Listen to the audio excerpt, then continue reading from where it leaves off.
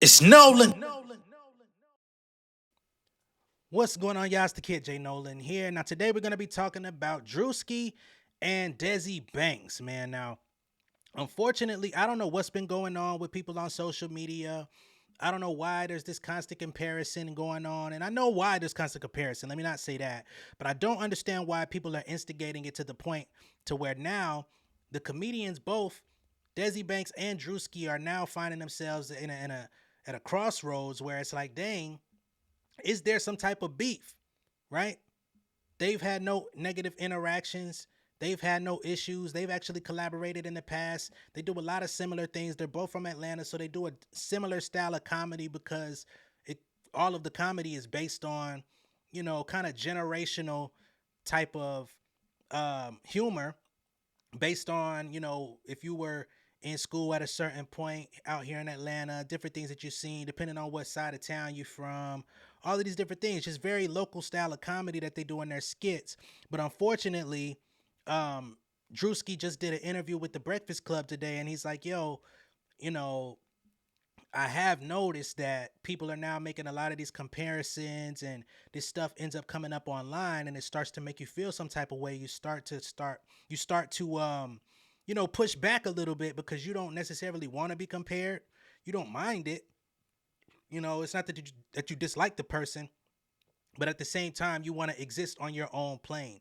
You want to run your own race. You want to do your own thing. And sometimes people online could just be the ones that are bringing the negative energy, not just because they're comparing you, but because it's like, oh, who's funnier, or who did this better, or when you could mess around and do something that the other person did, and it's like, who did it best? All of that different type of stuff. And recently, even Desi Banks kind of fell into the trap because he put up a post that was like, stop comparing me to bruh, and Druski didn't even know about You see how Don't really. but it's actually a microcosm of what really be going on. And it's something that I can relate to myself. I'm gonna talk about it in just a few minutes, right after I let Druski say his piece. I don't want to insert myself into their thing, at least not off the rip. You know what I'm saying? Because that's some weirdo type stuff. Like, how we gonna come on here and talk about these niggas and then you just jump right in on yourself? You know what I mean? But I want to show y'all this clip, this little piece, so y'all understand where some of this is being derived from. Okay, so there's this piece right here that's got Druski, you got yourself Desi Banks, and they say, I don't know who's funnier, right? Neighborhood Talk says, neighbors, who y'all got? Desi Banks jumps into the conversation and says, stop comparing me to bruh, please. Now, on one hand, you might look at that and say, there's no harm, no foul there. He's just being, who knows how the fuck he's being, right? But then on the opposite side of the spectrum, as somebody like a Druski or people that are on his team or people that are, possibly mutuals between the two, it's like, damn, where's this energy coming from? All of a sudden, you don't want to be compared.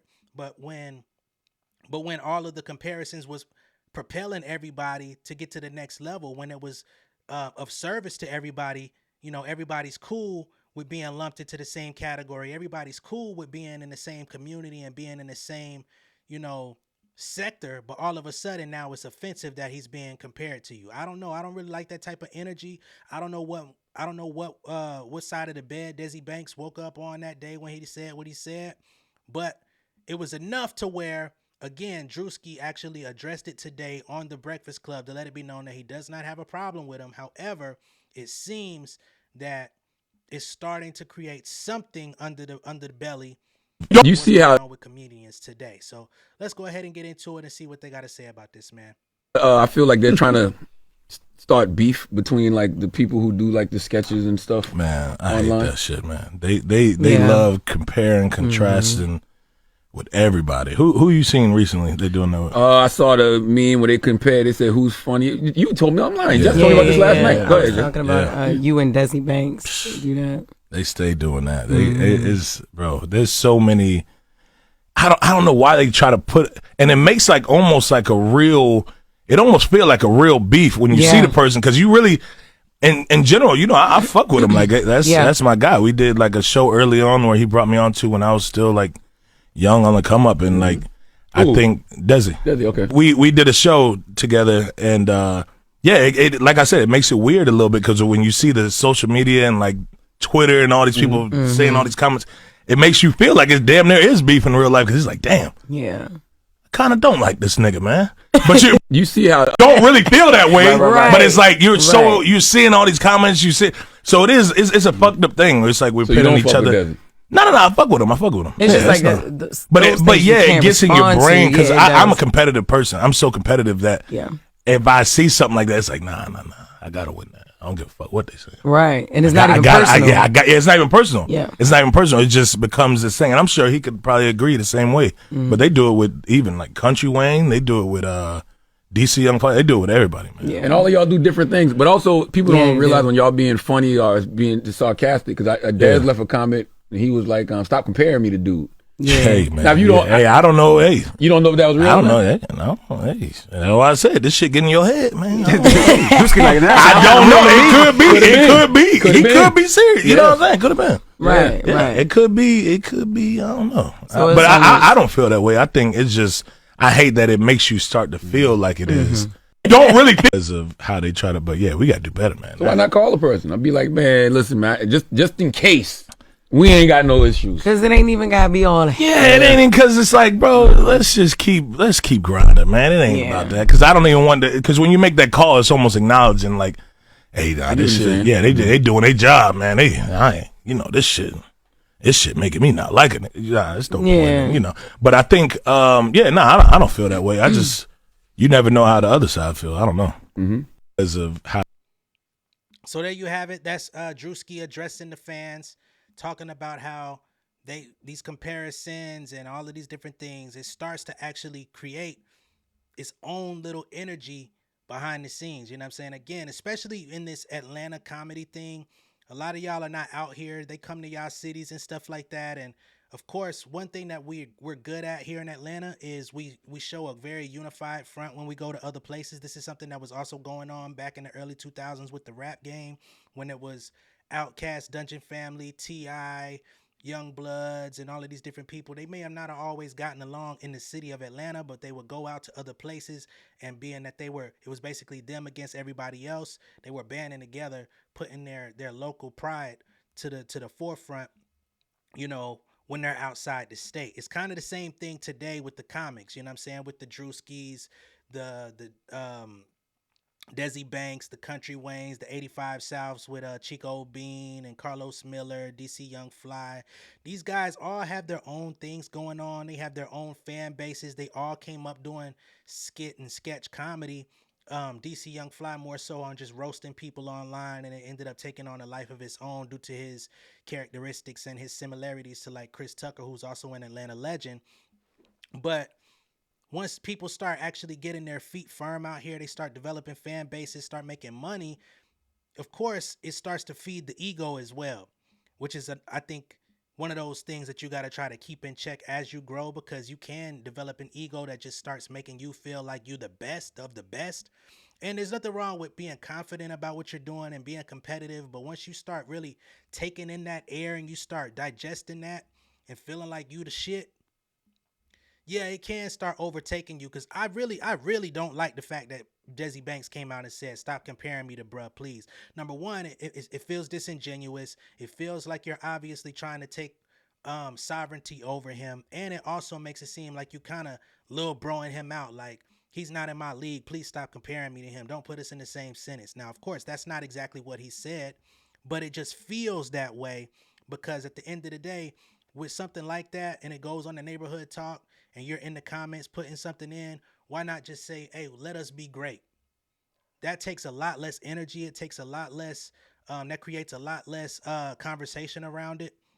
You're able to put out a definitive statement that says, hey, I love bruh. You know what I'm saying? He does his thing, I do mine. We're existing in separate realms, but let us both be great. Give us both the space to do what it is that we want to do and accomplish out here.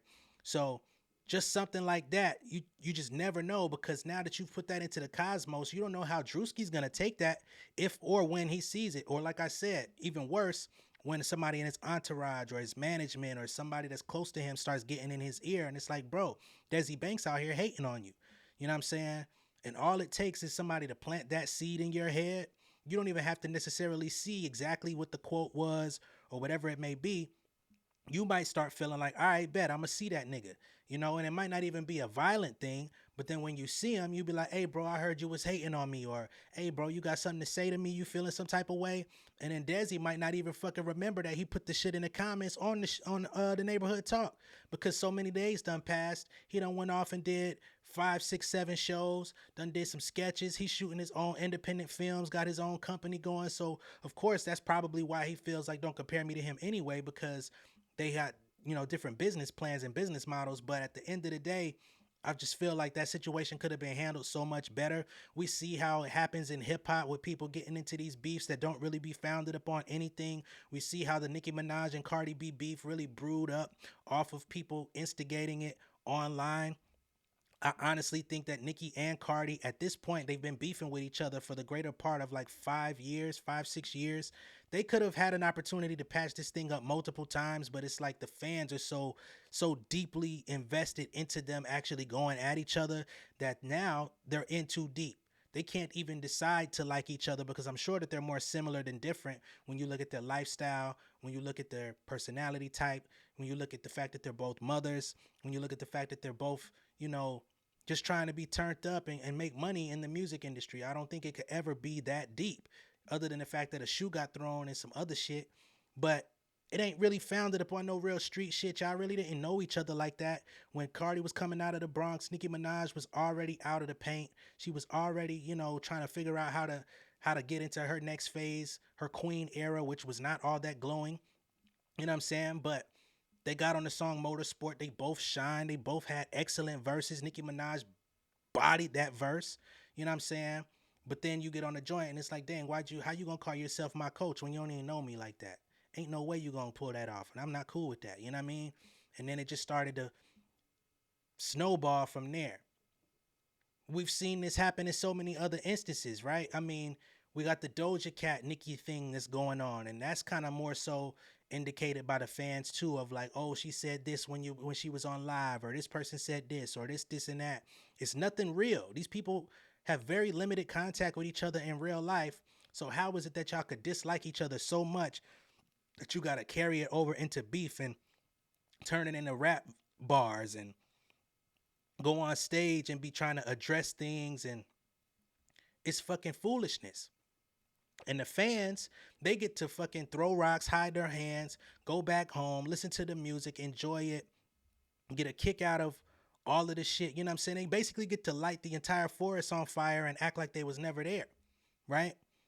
So this is where we're at in entertainment these days. And some people will say, oh, no, that's weak. Y'all still got to be responsible for this, that, and the third. And absolutely, they do have to be responsible for themselves, their actions, their words, and everything that comes subsequently. But when there's certain energy that's being put out into the world and it's something that's not even coming of you, people are basically fighting on your behalf for you because they feel like they need to defend you. And then it starts crossing your desk and you're like, well, shit, where'd it come from? Is this founded upon something real? Did the nigga really say something? Did the nigga really try to play me? You know what I mean? You start investigating and finding little shit. And now every time you see a nigga pop up and say something, or every time the subject of competition gets addressed, you wondering, well, shit, is that about me? It happens in rap bars all the time. Niggas be like, damn, was that bar for me? I know it sound like me, but it might not. But it's kind of hitting, you know what I mean? And it could take years before people actually have a sit-down conversation and address it. As we saw in the interview, Druski like, yeah, you know, I don't even want to call bruh, because at that point it feels like it makes it even realer. You know what I mean? Because it's like, damn, they actually won. They actually got us to a place where we got to address it and speak about it, when really we could just keep grinding. We could just keep going, moving forward. But this is the reality that happens when you get put into this public spotlight. Now, when I was talking about earlier, I won't say any names, but there's a couple of people in the content space that once I started getting a little bit more subscribers on my channel and started making content that was more geared toward female rap or just speaking on beefs and different things, when my channel really started catching hold about a month ago, I saw that my name started coming up in conversations of, oh, J Nolan is like the new alternative to this person or this personality, you know what I'm saying? And I played it back. I didn't say anything, but I did see it. And I'm like, man, I don't really want to be in that conversation. Not because I feel like I'm better than that person, because I'm not. I'm fairly new to the space. This person has been around for a very long time. And I feel like what we bring to the game is vastly different. Now, we may intersect at certain moments where we talk about similar subjects. We talk about the same people at certain points. We may have the same view on certain things. We may have contrasting views on certain points. But for me, I didn't come into this for no type of beef. I'm not here to replace anybody in their spot. I'm not here to, take jabs at nobody, go back and forth. I know that there's people out there like Jason Lee that, he's out here on a fight for supremacy when it comes to the ladies and whatnot, and just being the top of the top when it comes to sports and when it comes to the top of the top, when it comes to news reports and whatnot, not sports, but news reports. I'm not here for none of that. I enjoy talking about hip hop. I enjoy talking about rap music. I enjoy talking about the music industry and the business and the minutia of like the deals and stuff that people are into. So I don't want to have none of that bad blood type shit going on. You know what I'm saying? But unfortunately, when people start following you and they start rallying behind you, and then there's somebody else that's out there that's charting a similar path, the fans or the people that are supporting you, they want to try to trample that person out. You know what I'm saying? So that the one that they're currently supporting feels their support. You know what I mean? Like, damn, how can I make it known that I fuck with you? I'm going to stomp this nigga out on your behalf. We taking niggas out. You know what I'm saying? And although that may be honorable in one facet, in one direction of looking at it, it can also be extremely detrimental again, because it's like, bro, why you don't be telling your fans to star me out? Why you don't be speaking up when your fans be jumping in my DMs talking shit, or when they be in my comments saying this, that, and the third? You know what I mean? So people don't be understanding the real role that you can be playing, while somebody like myself or a Desi Banks or a Druski is like completely aloof to what's going on. But after a few months of this constant conversation, or after a few months of this constant interaction happening, it kind of bubbles up to the surface, and now it becomes a real issue that needs to be addressed in some form or fashion, whether it be done behind the scenes, whether it be addressed in a video, or just saying, hey, I want to let it be known, y'all keep trying to bring division between me and this person. We have no issue. We never will. And we all would appreciate if y'all just dead that whole narrative, right? So I think the fans definitely got to just take accountability, take deep breaths. This hive and herd mentality, I know that it's easy to fall into it, but just think twice before you get online and really start instigating problems, because these real life people are the ones that are gonna be the ones involved. It's gonna fall on them. And again, you get to go home, you get to be entertained, you get to eat dinner with your family, do whatever the fuck it is that you want to do, and you get to remove yourself from the situation until you're ready to tag yourself back in.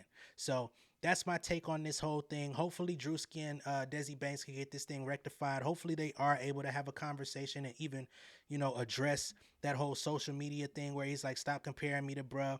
Again, I'm sure Druski wasn't offended, but again, just something that small could create energy that ends up festering, snowballing, and becoming a bigger issue later.